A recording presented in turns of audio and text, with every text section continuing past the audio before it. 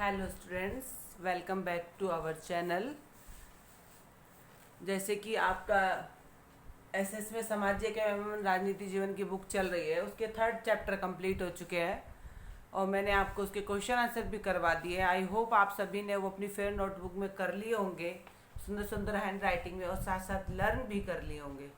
ठीक है बेटा, ऐसी आशा करते हुए कि आप मेरे साथ साथ काम पूरा कर रहे हैं और याद भी कर रहे हैं, मैं आगे बढ़ती हूँ और आपको नेक्स्ट चैप्टर 4 कानूनों की समझ समझाती हूँ। आप सभी बच्चे अपने अपने बुक को ओपन कर लीजिए और बुक में अपने ये सामाजिक एवं राजनीतिक जीवन की बुक ओपन कीजिए। उसमें 4th लेसन कानूनों की समझ को निकाल लीजिए, ओपन कर लीजिए बेटा। उसके बाद मैंने इसमें जो मेन पॉइंट्स हैं, इसको रीड करने के बाद वो मैंने इसमें से निकाल ली है।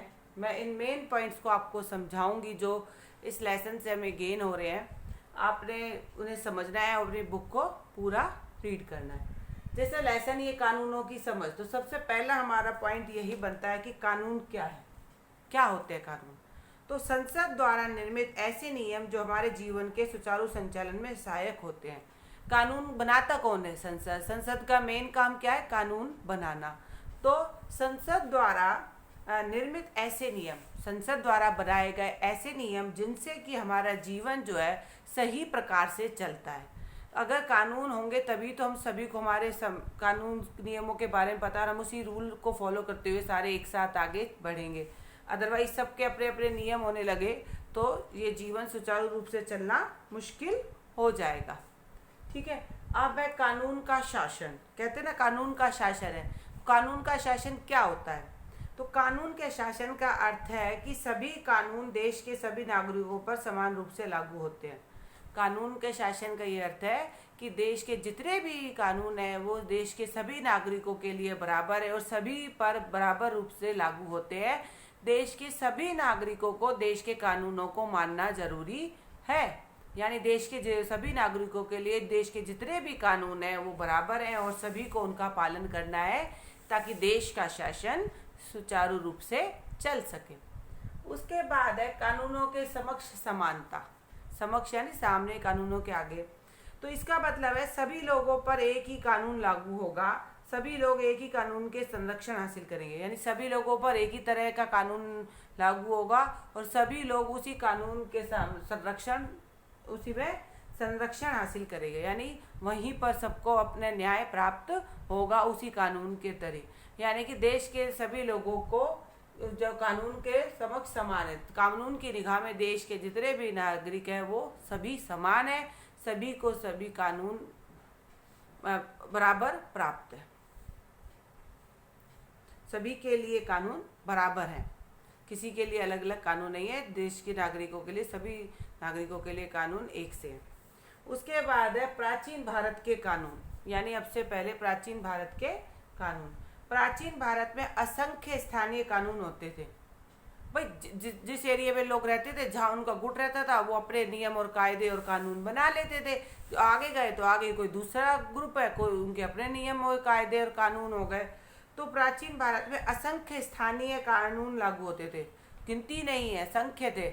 जितने लोगों का अपना झुंड, अपना ग्रुप, उनकी अपनी मान्यता है, अपने कानून। कोई एक कानून नहीं था जो पूरे देश के लिए लागू होता। सब अपने अपने समूह के हिसाब से कानूनों को बना के और उनको चलते। तो असंख्य कानून थे। प्राय एक जैसे मामले में कई तरह के स्थानीय कानून लागू होते थे। अब हर ग्रुप का अलग अलग कानून हो गया तो चाहे मामला एक सा होगा, लेकिन उस एक ग्रुप के कायदे कानून अलग, दूसरे ग्रुप के कायदे कानून अलग। तो क्या होता था, एक जैसे मामले में कई तरह के स्थानीय यानी लोकल कानून वहाँ पर लागू हो जाया करते थे। ये पहले समय की बात थी जब देश का संविधान नहीं बना था। तो प्राचीन समय में मतलब स्थानीय लोग जो थे अपने वहाँ के रहने के हिसाब से, अपने पावर के हिसाब से अपने नियम कायदे कानून बना लेते थे। जैसे एक जगह पर चोरी करने का सजा हो गई, क्या कहते हैं उसको, 5 साल के जेल में डाल दो। एक जगह उसके हाथ काट दो, दूसरी जगह उसकी आंखें फोड़ दो। तो हर जगह के हिसाब से अलग अलग स्थानीय कानून हो जाया करते थे। लेकिन जब से हमारा संविधान पास हुआ, हमारे अपने कानून बने हैं, तो पूरे देश के नागरिकों के लिए एक ही कानून है। उसके बाद आता है राजद्रोह। क्या आता है? राजद्रोह एक्ट। ये सन 1870 में लागू हुआ था। सरकार के विरुद्ध होने वाला प्रतिरोध जिसे रोकने के लिए अंग्रेजों ने 1870 में राजद्रोह एक्ट पास किया। सरकार मतलब सरकार के कानूनों नियमों के विरुद्ध जब अंग्रेजी कंपनी के सरकार के ब्रिटिश के कानूनों के खिलाफ देश के नागरिक भारत के नागरिक जब विद्रोह कर रहे थे, तो उस विद्रोह को उस प्रतिरोध को दबाने के लिए अंग्रेजों ने 1870 में एक एक्ट बना डाला, राजद्रोह एक्ट। इस एक्ट के तहत किसी पे किसी इल्जाम होने की जरूरत है, बिना किसी बात के उसको क्या कहते हैं पकड़ लिया जाता था राजद्रोह एक्ट के तहत कि वो देश की सरकार के खिलाफ विद्रोह कर रहा है, तो उसे बिना किसी सबूत के, नियम के और गुनाह के पकड़ लिया जाता था। उसके बाद आया था रोलट एक्ट। क्या आया था? Rowlatt act. ये इसी से रिलेटेड 1870 के बाद 1919 में अंग्रेजों द्वारा पास किया रोलट एक्ट, जिसके तहत किसी भी नागरिक को बिना मुकदमा चलाए बंदी बनाया जा सकता था। यहाँ पे जैसे पकड़ के उनको जेल में डाल देते थे। फिर आया रोलट एक्ट। इसमें किसी भी व्यक्ति को राजद्रोह के तहत पकड़ के बिना मुकदमा चलाए उसको सीधा जेल में डाल दिया जाता था। अदालत में भी नहीं ले जाया जाता था, मुकदमा भी नहीं चलता था, सीधा उनको जेल में डाल दिया जाता था। ये था रोलट एक्ट जो सन 1919 में पास हुआ था। ये बेटा अभी मैंने इस लेसन के कुछ हाफ पॉइंट्स आपको समझाए हैं। नेक्स्ट वीडियो में मैं इसके कुछ और पॉइंट्स आपको समझाऊंगी, ताकि आप अभी आधे इसलिए समझा रही हूँ ताकि आप अच्छे से बुक को रीड कर सके और समझ सके। वीडियो को शुरू से लेके लास्ट तक देखना ताकि लेसन रीड करने में आसानी रहे। Okay friends, good day, have a nice day.